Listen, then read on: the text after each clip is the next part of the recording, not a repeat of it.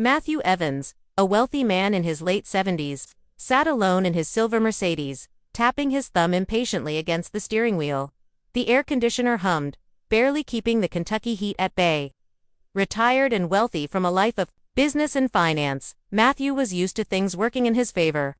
But that day, he found himself stranded with a flat tire, far from the comforts of his pristine mansion on the outskirts of town. After a few attempts to call for roadside assistance, with no luck, he sighed and resigned himself to the fact that he'd have to wait. Just as he started to feel a tinge of frustration bubbling up, he saw a figure walking toward him down the road, a young boy, maybe 13 or 14, wearing a faded t-shirt and worn-out sneakers, approached with a determined expression. Matthew watched as the boy's eyes narrowed, examining the car before giving Matthew a polite but confident nod. "Got a flat, sir?" the boy asked, his voice steady. Yes, I do," Matthew replied, feeling a strange mix of relief and unease. "I was hoping for a bit of help, but my phone's got no signal out here." The boy gave a little smile. "I can help with that," he said, kneeling beside the tire without hesitation. "My grandpa taught me how to change a tire last summer. Do you have a spare?" Matthew gestured to the trunk, watching as the boy opened it and pulled out the necessary tools. The young boy worked swiftly, his hands moving with a quiet confidence that seemed almost beyond his years. As Matthew stood there, he felt a strange humility creeping in, something he hadn't felt in a long time. He wanted to offer the boy something in return, but the young man hardly looked up, focusing intently on the task at hand. After a few minutes, the boy finished, wiping his hands on his jeans and stepping back. "All done," he said simply, offering a small, satisfied smile.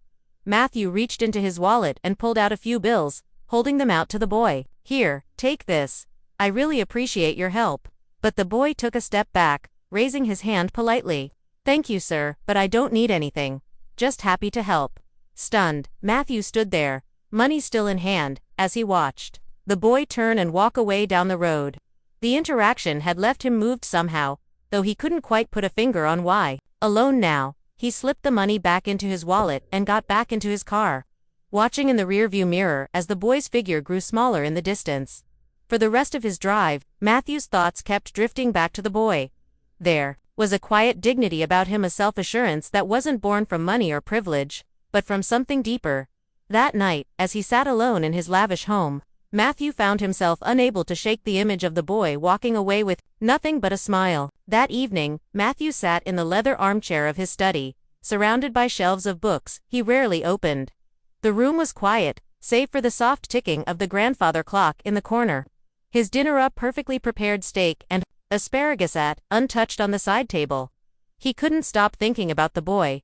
Matthew had encountered thousands of people in his lifetime: business partners, employees, investors. Most interactions revolved around negotiations, favors, and deals. There was always an exchange, a price, or an expectation. But this boy, this stranger, had helped him for no reason other than kindness. He leaned back, sipping his scotch, the memory of the boy's confident smile replaying in his mind. He didn't look like someone who had much, Matthew thought. The worn shoes, the faded clothes, the dust on his hands. It all told a story. And yet, the boy carried himself with a kind of integrity that seemed so rare these days. The next morning, Matthew couldn't resist the urge to find the boy. He didn't know why, but something inside him felt unfinished. Maybe it was guilt, maybe gratitude, or maybe just curiosity. Whatever it was, he found himself driving down the same stretch of road, scanning the horizon for any sign of the boy. Hours passed as he stopped at gas stations and small diners, asking anyone who would listen if they'd seen a young boy fitting the description. Most shrugged or shook their heads until finally, an older woman behind the counter at a small cafe spoke up. "Sounds like you're talking about Elijah," she said, wiping her hands on her apron. "That boy is always helping folks around here. Lives with his ma over in Harland." "Harland," Matthew repeated, making a mental note. "Thank you." The town of Harland was an hour away, nestled in the foothills of the Appalachians. The drive was scenic, but Matthew barely noticed. His mind was racing with questions. What kind of life did this boy have? What kind of family raised someone like that? When he arrived in Harland, the streets were quiet, lined with modest homes and small businesses. He asked a few locals about Elijah and was eventually pointed to a small house on the edge of town. The house was worn but tidy, with a front porch that sagged slightly under its own weight. Matthew parked his car and hesitated for a moment, unsure of what he would even say. Taking a deep breath, he knocked on the door. It opened a moment later, revealing a woman in her early 40s. She looked tired but kind, her eyes sharp and curious as she sized him up. "Can I help you?" she asked. "Good morning," Matthew said, clearing his throat. "I'm sorry to bother you, but I believe I met your son yesterday. Elijah, right? He helped me with a flat tire." Her expression softened instantly. "That sounds like my Elijah," she said with a small smile. "He's always helping folks." "I just wanted to thank him properly," Matthew said. "He wouldn't accept anything from me yesterday." She nodded, stepping aside to let him in. "He's out back. You're welcome to wait." Matthew stepped inside, taking in the modest surroundings. The furniture was old but clean. The walls adorned with family photos and a few hand-drawn pictures that looked like they came from a much younger Elijah. It was a far cry from his own home, with its pristine surfaces and expensive artwork, yet something about this space felt warmer, more alive. He followed her out to the backyard, where Elijah was repairing the fence. The boy looked up, surprised to see Matthew. "Hey, mister," Elijah said, wiping his hands on his jeans. "What are you doing here?" Matthew smiled, feeling strangely nervous. "I wanted to thank you again. You helped me when I really needed it, and I just couldn't stop thinking about it." Elijah shrugged, his expression easy and genuine. It wasn't a big deal. But to Matthew, it was Onda. He was determined to show it. Elijah leaned against the fence, his curious gaze fixed on Matthew. For a moment, neither of them spoke. The boy's calm demeanor made Matthew feel slightly out of place, as though he were the one being judged. "I don't think you realize what a big deal it was," Matthew finally said, breaking the silence. "People don't usually help strangers without expecting something in return." Elijah tilted his head slightly, as if puzzled by the statement. "I don't see it like that," he replied. "If someone needs help and I can do it, why wouldn't I?" Matthew was struck by the simplicity of the boy's logic. He looked past Elijah to the yard. The fence was patched together with mismatched wood, the grass uneven and sparse. Behind the house, an old swing set leaned precariously, its chains rusted and broken. It was clear that Elijah's family didn't have much, but they made do with what they had. "You've got a good head on your shoulders," Matthew said, meaning it. "Your mother must be proud." Elijah grinned, glancing back toward the house. "She works hard. I just try to help out where I can." Matthew was quiet for a moment, absorbing the boy's words. He thought of his own childhood, spent in a house much like this one. His parents had worked tirelessly to make ends meet, teaching him the value of hard work and perseverance. Over the years, he had drifted away from those lessons, caught up in the pursuit of wealth and status. Now, standing in this yard, he felt an odd sense of nostalgia and regret. "I'd like to do something for you and your family," Matthew said at last. Elijah straightened up, his expression cautious. "We're okay, mister. We don't need anything." "It's not about need," Matthew insisted. "It's about what's right. You helped me, and I'd like to return the favor." Before Elijah could respond, his mother stepped out onto the porch, wiping her hands on a dish towel. "Elijah, you better come inside and wash up before lunch," she called. Then her eyes shifted to Matthew. "Would you care to join us? It's nothing fancy, but you're welcome." Matthew hesitated, unaccustomed to such an invitation, but the sincerity in her voice left him no room for excuses. "I'd like that," he said, following her into the house. Inside, the kitchen smelled of freshly baked bread and roasted vegetables. The table was small, surrounded by mismatched chairs, but it was set with care. Matthew took a seat, feeling strangely out of place in his tailored suit amidst the humble surroundings. Elijah washed his hands at the sink enjoined them, his easy smile never faltering. As they ate, Matthew found himself drawn into their conversation. Elijah talked about his school, his friends, and his dreams of becoming an engineer. His mother shared stories about the community, speaking with a quiet pride about the people who looked out for one another. Matthew listened intently, feeling a warmth he hadn't experienced in years. For all his wealth and success, his own home felt cold and empty compared to this modest house filled with laughter and genuine connection. After lunch, as they cleared the table, Matthew turned to Elijah's mother. "You've done a remarkable job raising him," he said. "He's got more heart than most people I know." She smiled, her eyes shining with gratitude. "Thank you," He's a good boy, but we've had our struggles. We've learned to appreciate the small things. Matthew nodded, his mind already turning over ideas. He didn't want to overstep, but he couldn't walk away without doing something for them. This family had given him a gift he hadn't even realized he needed a reminder of what truly mattered. Matthew left their home that afternoon with a sense of clarity he hadn't felt in years. Driving back to his estate, he began to plan. This wasn't about charity. It was about honoring the boy's selflessness and the family's resilience. Elijah and his mother deserved more than patched fences and worn furniture. They deserved stability and recognition for the strength they showed every day. The next morning, Matthew made calls, lots of them. He reached out to old colleagues, contractors, and suppliers. By midday, a plan was set in motion. Within a week, trucks and workers began arriving at Elijah's home.